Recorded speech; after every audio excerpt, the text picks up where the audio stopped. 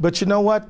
One of the differences between being an activist and being a politician is that if you're an activist, you can continue to make a morally based urging that we must get out of Iraq, we must support only candidates who will get us out. But as a politician, you have to do the best you can with what you got within the framework that it is there. So I would say that American voters should ask themselves, what gives American people the best opportunity to get ourselves out of Iraq in an expeditious way? John McCain or Barack Obama? The Democrats or Republicans? It's not a great solution. It's not a panacea, but we've got to do the most we can with what we have within the framework we're in. And so that's what my answer is. I think Nancy Pelosi is a better choice than John Boehner is. And so I'd say support Democrats, but hold them to the fire. Don't let them off the hook. Okay, let's talk about holding them to fire. We had recently a very clear example of prejudice and discrimination by way of guilt by association in case of Mazen Asbahi. Yes, good friend of mine, yeah. Good friend of yours, and he is a man who's very sort of an upstanding American citizen. Yep. And he was accused of having worked with an unindicted co-conspirator. Unindicted. All right? Which is another way of maligning people in public square without proving anything. You're right. And then he had to sort of resign his position. Yep. And I did not see any great Democratic leader standing up and saying this is wrong. Why is that? Well, let me just tell you this. I worked closely with Mazen throughout this process.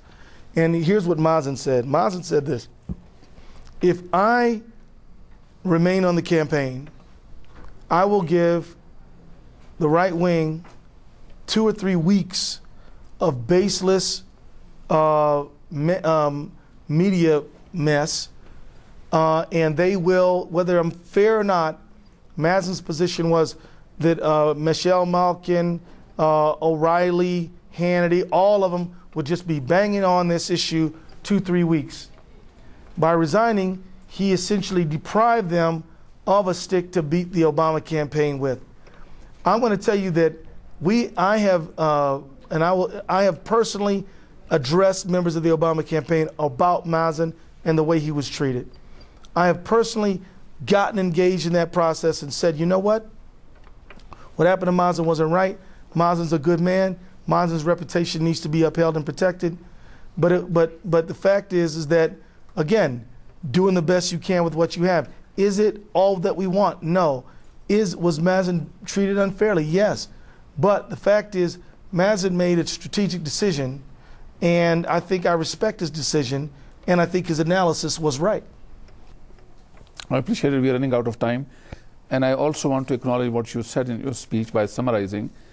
You told us that 3 things must happen. One is that there has to be political reform. Second is personal growth and commitment. Yep. And third is social change, interaction, relationship change. So I would like to ask you a 2-point question. One, to what extent do you think Muslim community is able to work on that 3-dimensional change within itself? And secondly, how can we work as Muslims in this country? Uphold American ideals and yet get our government not to support dictators? Well, you know what? It's fundamentally a question of organizing and engagement. The Muslim community, no, let me put it like this. Countries where Muslims predominate are in a situation where the United States supports dictators that oppress the people. But we did it in Haiti, we did it in the Philippines.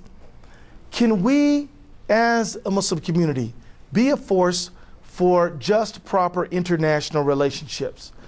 I think if we argue that peace and diplomacy should be the guiding principle of our foreign policy, mutually beneficial trade relationships and economic relationships, not why is our oil under your sand, but how can we all create a renewable society?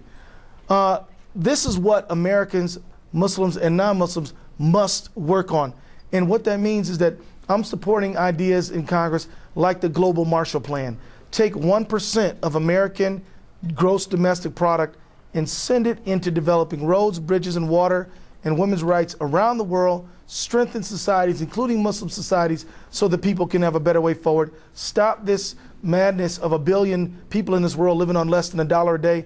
Do you know that last night, 30 45,000 children died from starvation. You know, but let me tell you, 20 years ago, it's 45,000 children. Things can get better if we try. This the Muslim community has to be leading the charge on better relations. You know, we've had, take Pakistan for example, we've had a Musharraf policy, not a Pakistani policy. We have not tried to strengthen the institutions in that country. We've tried to pick out people who like us, and that's who we support.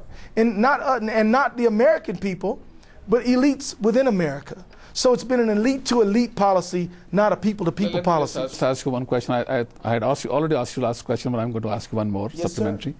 Is it possible for House Judiciary Committee to promote or to present a bill or a sense of the House resolution supporting the existence and reinstatement of independent judiciary in Pakistan, not in supporting an individual, but the concept? I'm all in favor of it. And let me tell you, I promise to work on it. As a matter of fact, I've already started.